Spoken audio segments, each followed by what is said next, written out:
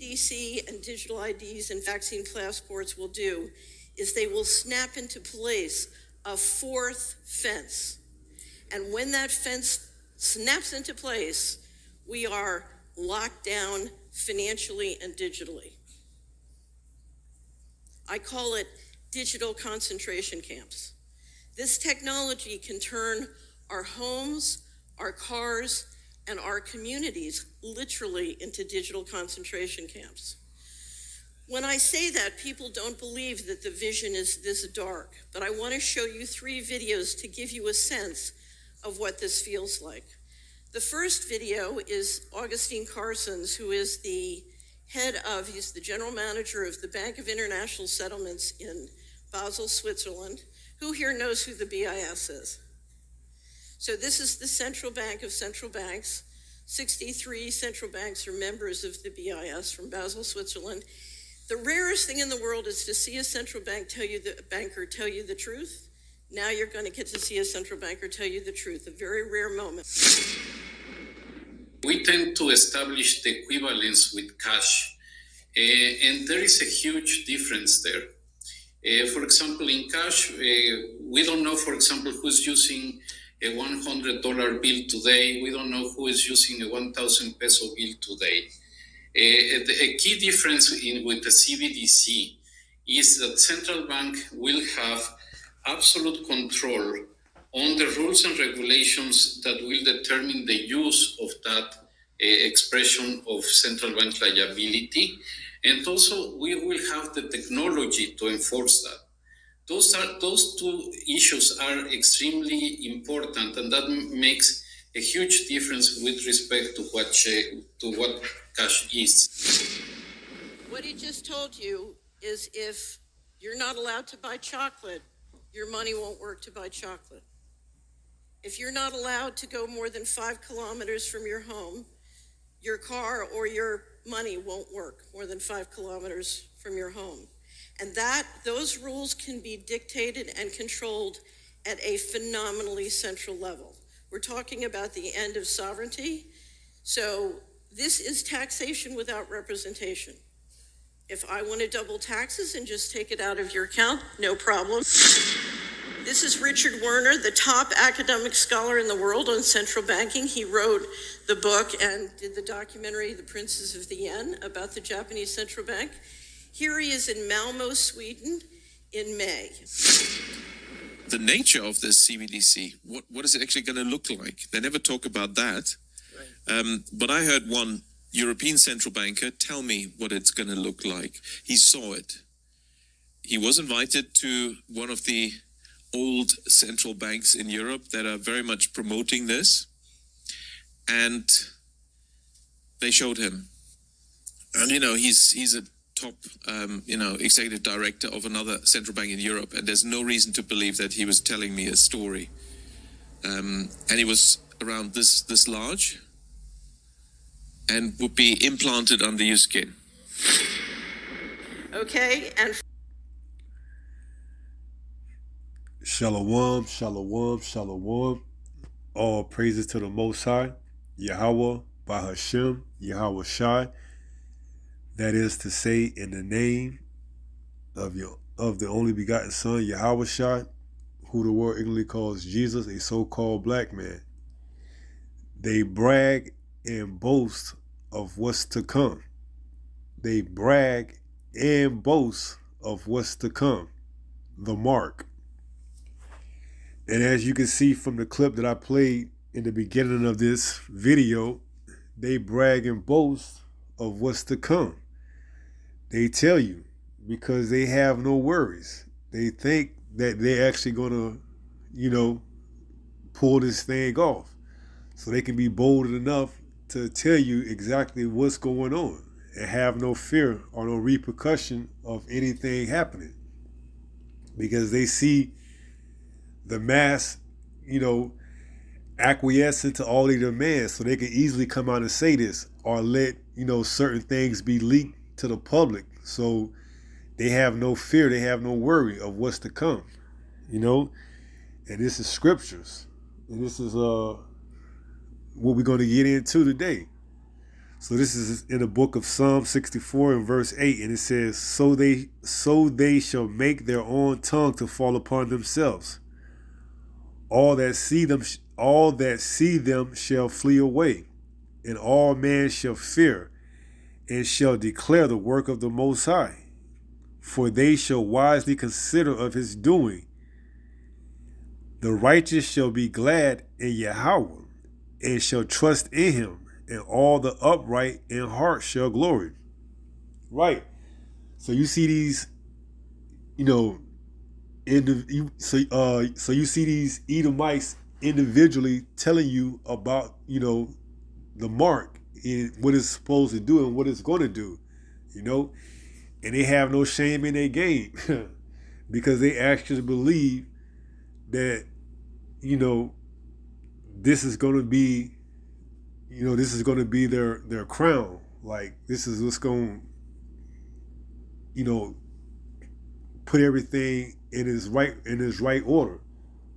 Like, this is how they see themselves playing the role of God. So they have no issue with, unfolding and giving a little bit of bits of information here and there to be leaked out to the public, because they already have it in the works that this is what it's going to be. So you see the other Edomites, telling, about the other Edomites, So you see the one lady telling you this is what a central banker think, and then you see another Edomite telling you that he had, intimate information with a central banker, and this is what he showed him what the CBDC digital currency is going to look like once they unfold it. So they have no shame in their game, because they have no, thought that anything could go wrong. We're going to get that too. So let's read this again. Psalm 64 verse 8. So they shall make their own tongue to fall upon themselves. And that's what you seen in the beginning. You seen them telling from one Edomite to the next of how this plan is to unfold and exactly how it's going to look once it does unfold. Complete, submission. That's what they want. They want the public to submit to them and to receive their mark. So in return, they can control them and tell them what they can and cannot do, and just have complete control over them. So it says, all that see them shall flee away, and all men shall fear, and shall declare the work of the Most High. For they shall wisely consider of his doing. The righteous shall be glad in Yahweh, and shall trust in him. That's right. So we're not looking for this man to provide for us and to receive his mark that we can continue to, live off his grid. We're going to put our trust in Yahweh once this thing comes to and roll out. So we're not worried about what he got in store. We pray that, we keep in this truth, and we have that hedge once things, completely unfold and things get chaotic, and they roll out this mark to put things back in order to those who don't have a clue of what's going on, and then they come down and they receive it, and next thing you know, they in for a ride. So we praying that we can endure, and we don't have to worry about that, if it be the Lord's will. So it says, for they shall wisely consider of his doing. The righteous shall be glad in Yahweh, and shall trust in him, and all the upright in heart shall glory. Right. So this man, which this is just what Esau does, man. He's just a proud man, He has no ramifications, or, he doesn't have anything where he considers himself as the, the wrongdoer. So in his eyes, he's justified, He's already setting the stage with all these bank failures and, consolidations, because basically he can crash the bank system and have the central banks take over all the other banks. And now under the central banks, all your money is in one central bank. Now you have to receive this so you can have your money, because you're not going to want to lose your money. And let's say your bank is one of the ones that fail. You know, you have a small or medium-sized bank and it fails and it goes under, and you have money in the bank and the FDIC cuts you a check. What are you going to do? Go put it into another small or medium bank, or are you going to go put it into one of these bigger banks? You're going to go put it into one of these bigger banks that could back you, you know, which is backed by the central bank. So he has no reason to worry, you know, because in his eyes, he see everything working out perfect for him. But that's just who he is. You know, and it tells us in, let's go. It tells us in Psalms 49:11, you know, the mindset. Because this mindset is that this thing is going to continue to go on forever. There's nothing that can stop him. So this is Psalms 49 and verse 11. And it reads, their inward thought is that their houses shall continue forever, and their dwelling places to all generations. They call their lands after their own names. See, this is a proud man, Esau Edom, man. You know, he thinks that he's just going to continue to rule for eternity. He doesn't respect the prophecies. He doesn't respect the Bible. He doesn't respect that he's in his last run and he's about to be dethroned. This kingdom is about to be handed, this world is about to be handed over to a righteous rulership. You know, because it tells us in Job 9:24, the earth is given to the hand of the wicked. Well, now the wicked is about to be removed from off the earth once Yahweh comes back and take, you know, pursuant to 2 Ezra 6:9, take these crowns from these other nations, you know, in particular, the one that's in rulership right now, Esau Edom. Because it said Esau is the end of this world and Jacob is the beginning of that followeth. So this man don't think that these prophecies are real, because his inward thoughts is that his generation shall go that his houses should continue forever and their dwelling places to all generations. So they think they're just going to continue to pass this wealth on to one generation to the next, you know. But man, they're gonna have a rude awakening, you know. And it tells us in Proverbs, let's go there, because this is going to be his downfall, you know. This is in Proverbs 16.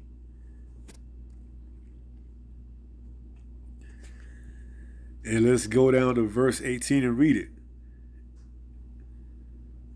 Proverbs 16:18. Pride goeth before destruction, and a haughty spirit before a fall.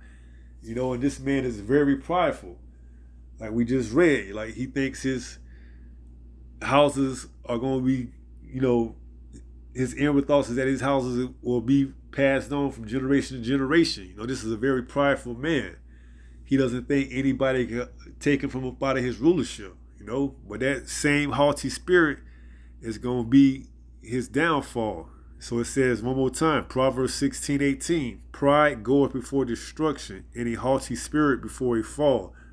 So you see this man being raised up to these levels to have a great downfall, you know. And it's all on his way. And it's all prophesied, you know, just like he raised up Pharaoh, you know.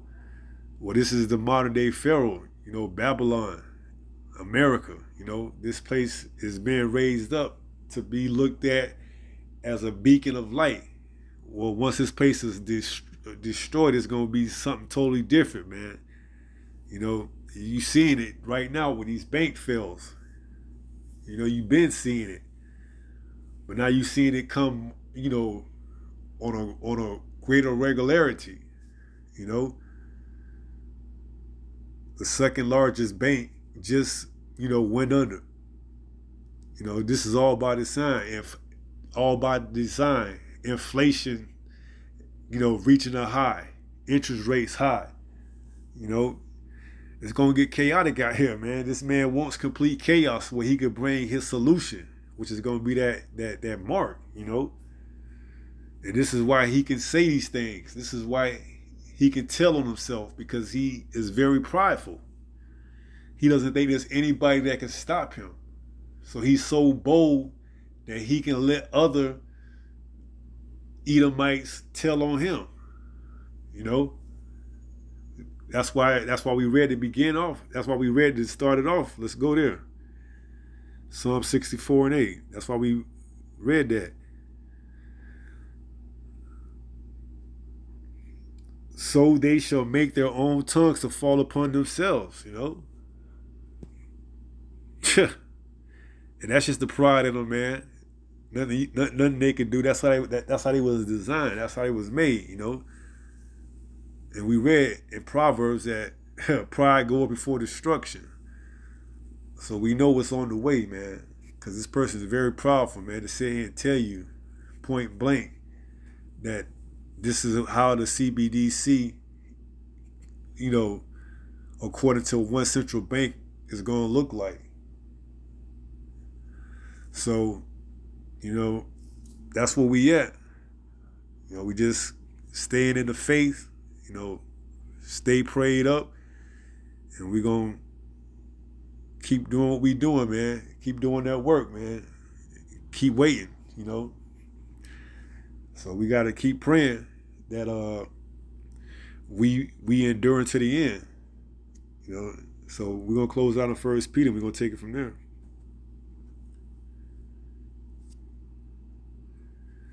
This is 1 Peter chapter 5 and verse 8. And it reads, be sober, be vigilant, because your adversary the devil, as a roaring lion, walketh about seeking whom he may devour. And if you can't figure out what's going on and you don't see the signs, and you can't see, he's telling you point blank that he's getting ready to come with great wrath, what more can I say? He's looking to devour. He's looking to devour as many people as he can. That's what a lion does. He sits and waits for the perfect time to ambush. So he's letting the storm brew right now with all these, so-called failures of the banks and all these. That's the latest thing. Bank failures and whatnot. He's letting things, get out of control on purpose. So when they get completely chaotic, he can have a way to calm things down, and that's exactly what he's waiting for. He's waiting for that perfect storm. He's waiting for that perfect time to pounce. And whoever doesn't have that hedge is going to fall prey to him.